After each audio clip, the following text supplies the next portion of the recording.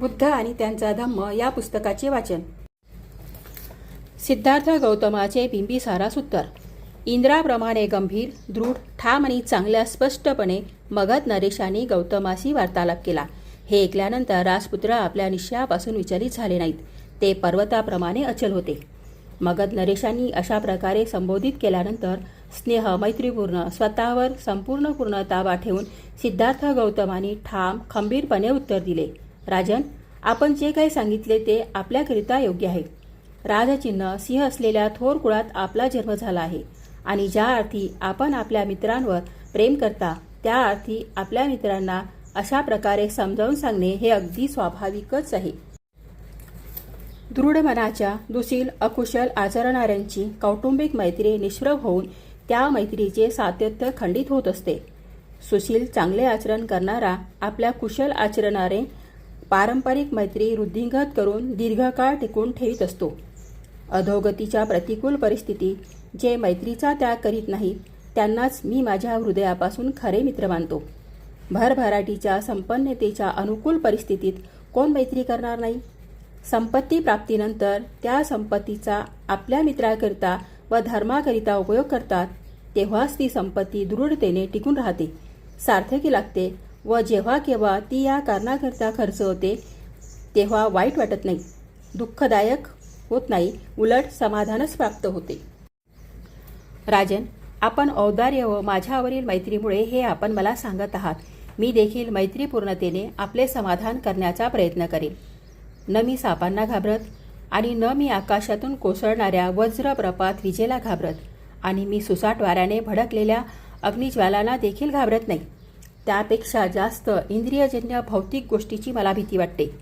ही संसारातली पोकळ निरर्थक अंतशून्य आणि मायावी अस्थिर चंचल क्षणभंगूर विषयसुखे आपल्या आनंद व संपत्तीचे लुटेरे आहेत. त्यांच्या प्राप्तीच्या आशेनेच माणसाच्या मनाला भुरळ पडते आणि जेव्हा ती अंतःकरणाला ग्रासून टाकतात तेव्हा तर चित्त अधिकच चंचल होते.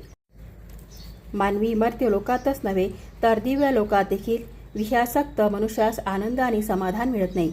वाऱ्याचा मित्र अग्नीस कितीही अंधार मिळाले तरी तो तृप्त होत नाही. त्याचप्रमाणे विषयसुख तृष्णार्थास कितीही सुखे मिळाली तरी तो समाधानी होत नाही.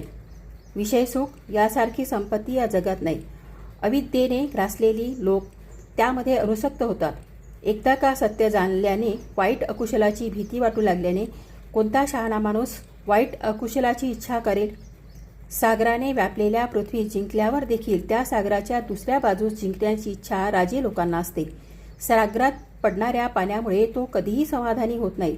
त्याचप्रमाणे कितीही सुखे मिळाली तरी मानवजात समाधानी होत नाही.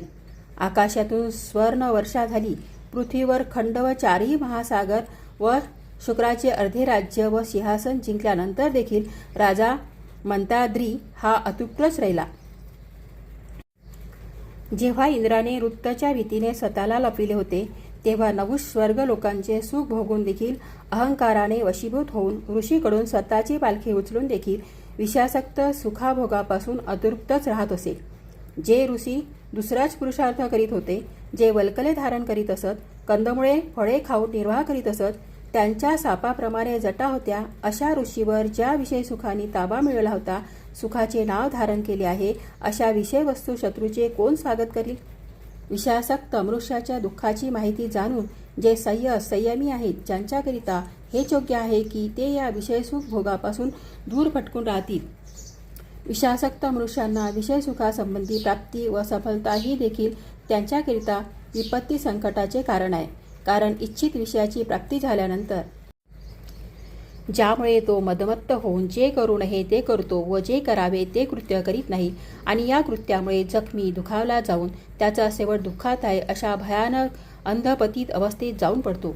जी सुखे अतिशय कष्टाने प्राप्त केली आहेत आणि परिश्रमपूर्वक जपली जातात तीच सुखे आपणास फसवून सोडून जातात आणि अशी सुखे की जी काही काळाकरिता उसनी घेतली जातात त्यांच्यामध्ये कोणता सुज्ञ शहाणा माणूस रममान होऊन सुख मानेल? कामविषय सुखे उल्काविजेप्रमाणे आहेत. त्यांच्या प्राप्तीच्या प्रयत्नात तृष्णेची वृद्धीच होते. अशा कामविषय सुख वस्तूमध्ये कोण संयमी शहाणा मनुष्य समाधान शोधेल? जी विषय सुखे राजे महाराजांसह सर्वांच्या दुःखाचे कारण असतात व फेकून दिलेल्या मांसाच्या तुकड्याप्रमाणे असलेल्या या विषय सुखामध्ये कोणता संयमी माणूस समाधान शोधेल? हे काम विषय इंद्रियाप्रमाणे नाशवंत आहे व जे कोणी यामध्ये रममान होतात त्यांच्याकरिता ते विपत्तीजनक होतात. त्यांना प्राप्त करून कोणता संयमी मनुष्य संतुष्ट होईल? या काम विषयांनी डंक मारलेल्या मनुष्याचे सुख नष्ट होते व आणि ते विषय त्यांच्या विनाशाचे कारण होतात. हे काम विषय क्रूर व क्रुद्ध रागाने चवताळलेल्या सर्पाप्रमाणे आहेत व कोणती शहाणी बुद्धिमान संयमी लोक यामध्ये समाधान शोधतील?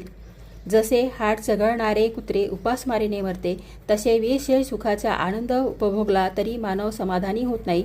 सुकलेल्या हाडाच्या सापळ्याप्रमाणे असलेल्या या विषय सुखामध्ये कोणता संयमी मनुष्य समाधान शोधेल?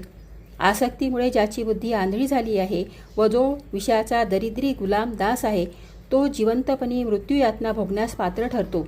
संगीत गाण्याकडे आकर्षित लुब्ध होऊन हरिणी स्वतःचा नाश ओढवून घेतात. दिव्याच्या तेजावर भाळून पतंग आगीत झेप घेऊन जळून जातात. लोभी मासा अभिषाला भुलून लोखंडी गळ गिळतो. म्हणूनच संसारातील कामभोग शेवटी विनाशास कारणीभूत होत असतात. सर्वसामान्यपणे जे म्हटले जाते की कामभोग हे उपभोगण्याकरिताच असतात, जर का विचार करून पाहिले तर यापैकी कोणतीच गोष्ट योग्य पदार्थ नाही. चांगले चांगले कपडे व तशाच प्रकारच्या इतर गोष्टी वरवरच्या आहेत. फक्त सुखमार्जन दुःखावरील उपाय मात्र आहेत. पाणी तहान भागविण्यासाठी असते व जेवण हे भूक शमविण्यासाठी असते. घर हे वारा ऊन व पावसापासून वाचवण्याकरता असते आणि वस्त्र थंडी पासून रक्षण व नग्नता झाकण्याकरिता असते. याच प्रकारे शय्या बिछाना झोपेची गुंगी घालविण्याकरिता असतो. प्रवासाचा त्रास शीण थकवा होऊ नये म्हणून वाहन असते. उभे राहण्याचा त्रास कमी करण्यासाठी बैठक आसन असते. आणि अशा रीतीने स्नान हे शरीराची शुद्धी आरोग्य आणि शक्ती याचे साधन मात्र आहे. बाह्य वस्तू या फक्त दुःख निवारणाचे साधन आहेत. ते आनंदाचे भोग्य पदार्थ नाहीत. ते केवळ बाह्य उपचार आहेत. कोणता शहाणा मनुष्य बाह्य वस्तूंना आनंदाचे साधन मानेल? जो मनुष्य संधिपात पित्तप्रकोपाच्या तापाने फणफणल्यावर थंड पाण्याच्या पट्टीने तापाच्या वेदना दुःख कमी करीत असेल व त्या थंड पाण्याच्या पट्टीला आनंदाची भोग्य वस्तू समजत असेल, अशाच व्यक्ती बाह्य गोष्टींना सुखभोगाच्या वस्तू मानेल. भरपूर गरम वस्त्रे आणि सुगंधित फोरवडीचे लाकूड हिवाळ्यात सुखदायक असतात, परंतु उन्हाळ्यात त्याच गोष्टी त्रासदायक होतात. शीतल चंदनाचे चांदणे आणि चंदनाचा लेप उन्हाळ्यात सुखकारक असतात, परंतु थंडीत हिवाळ्यात त्याच गोष्टी अप्रिय होतात. जगातील सर्व भौतिक वस्तू या लाभ हानी यश अपयश सुख दुःख या परस्पर विरोधी गोष्टींनी अविभक्तपणे जोडलेल्या आहेत. म्हणून कोणीही नेहमी सुखी राहत नाही व कोणीही नेहमीच दुःखी नसतो.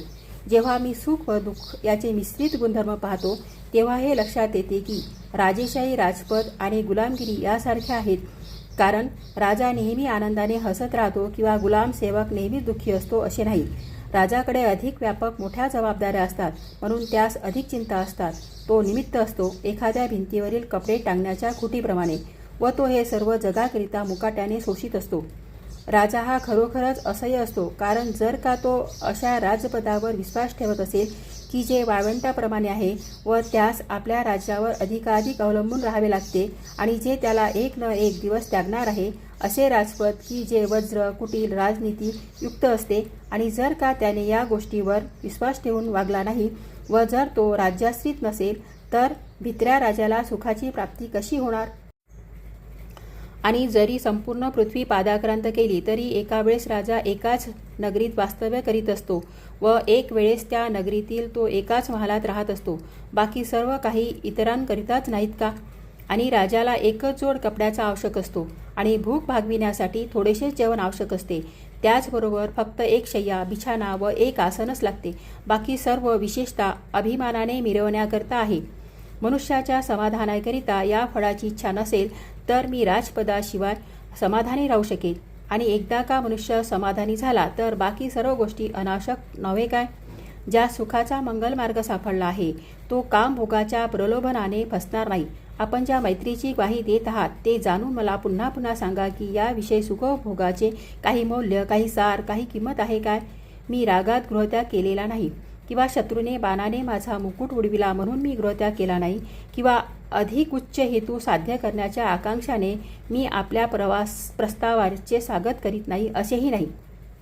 एकदा सुखाचा त्याग केल्यावर पुन्हा त्याच्या प्राप्तीसाठी इच्छा असाच मनुष्य करेल की जो विषारी चवताळलेल्या सापाला सोडून दिल्यावर परत पकडण्याचा प्रयत्न करेल किंवा पेटलेल्या गवताची चूड पुन्हा पकडण्याचा प्रयत्न करेल. डोळस असून जो आंधळ्याचा हेवा करेल, मुक्त असलेल्या बंधकाचा हेवा करेल, श्रीमंत असून जो गरिबांचा हेवा करेल, शहाणा असून जो वेड्याचा हेवा करेल, असाच मनुष्य मी म्हणतो की विषय सुखाच्या मागे लागलेल्या लोकांचा हेवा करेल. माझ्या सन्मित्रा, भिक्षाटन करणाऱ्यांची कीव करण्याची किंवा त्यांच्यावर दया दाखविण्याची काही आवश्यकता नाही, कारण त्यांना या जगात सर्वोत्कृष्ट समाधान लाभते. त्यांना संपूर्ण शांती मिळते आणि त्यांच्या पुढील सर्व दुःखाचा अंत झालेला असतो. परंतु जो श्रीमंत आहे आणि विशाल धनराशीमध्ये गाडलेला असूनही लोभ तृष्णेचा वशीभूत आहे, ज्याने या जगात परमसुख प्राप्त केले आहे, न शांती प्राप्त केली, न त्यांच्या पुढील दुःखाचा अंत झालेला आहे, असा मनुष्य दयेस पात्र आहे. आपण जे मला सांगितले ते आपले चारित्र्य, आपला जीवनमार्ग आणि आपले राजकुल या शोभेल असे आहे आणि माझ्या निश्चयावर दृढ राहून तो पार पाडणे हे देखील माझे चारित्र्य, माझा जीवनमार्ग आणि माझ्या कुलास अनुरूप आहे.